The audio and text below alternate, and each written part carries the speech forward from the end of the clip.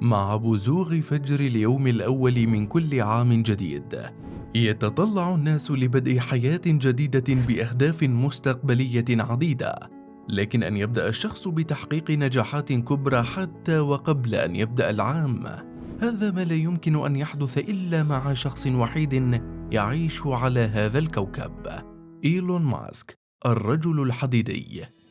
يفتتح عام 2022 بإضافة أكثر من 30 مليار دولار إلى ثروته، ليصبح الرجل الأغنى في العالم بفارق كبير عن أسماء أسطورية في عالم المال والثروة.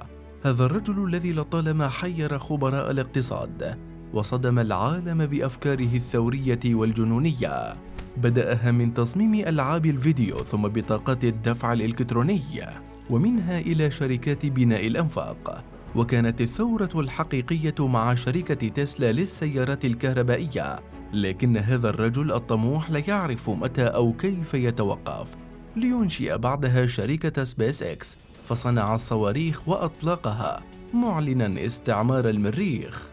هذه النجاحات التي وصل إليها أغنى رجل في العالم أثارت فضولنا لنتعرف أكثر عن حياته، لذلك قررنا أن نعيش يوما بحياة إيلون ماسك ونتعرف على الروتين اليومي لأغنى رجل في العالم، ونشارك معكم هذه التجربة. يوزع الرجل الذي تزوج 4 مرات وأنجب 7 أطفال معظم وقته ما بين العمل والأكل والنوم، ويحاول جاهدا تحقيق التوازن بين حياته المهنية والشخصية، كما يسعى لقضاء بعض الوقت في الترفيه أو الرياضة. يخلد ماسك إلى النوم في الساعة 1 أو 2 بعد منتصف الليل، ويستيقظ حوالي الساعة 7 صباحا، لأن الإفراط في النوم يؤثر على أدائه في العمل.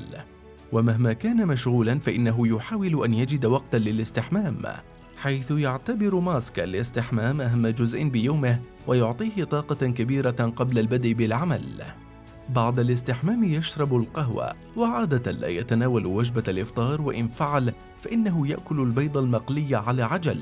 وبالرغم من امتلاكه لسيارات عديدة باهظة الثمن، إلا أنه عادة ما يقود سيارة تسلا موديل S بيرفورمانس للذهاب إلى العمل.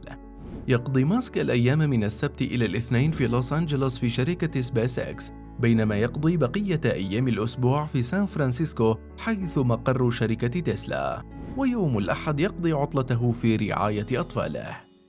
قبل 5 سنوات كان يعمل إيلون ماسك 120 ساعة في الأسبوع، لكن هذا النظام أرهقه بشكل كبير، لذلك خفض عدد الساعات التي يعمل فيها الآن ما بين 80 إلى 100 ساعة في الأسبوع.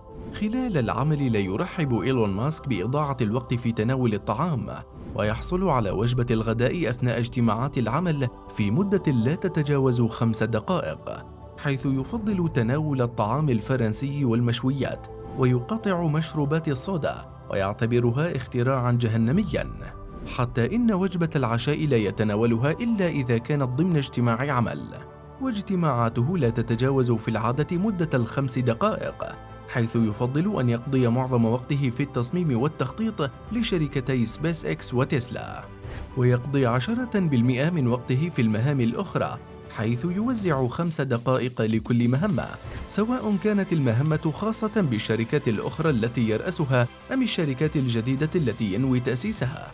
ويتواصل مع الآخرين من خلال الرسائل النصية ورسائل البريد الإلكتروني بدلاً من المكالمات الهاتفية، لأنها مضيعة للوقت على حد تعبيره.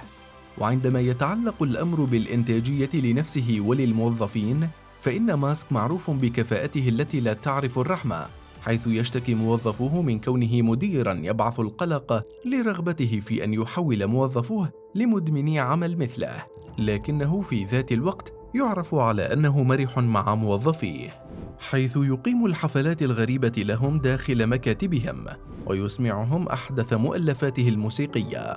وبالرغم من جدول عمله المزدحم، إلا أنه يحافظ على لياقته البدنية بزيارة صالة الألعاب الرياضية مرة أو مرتين أسبوعيا، ويحاول أن يختلس وقتا كافيا للقراءة.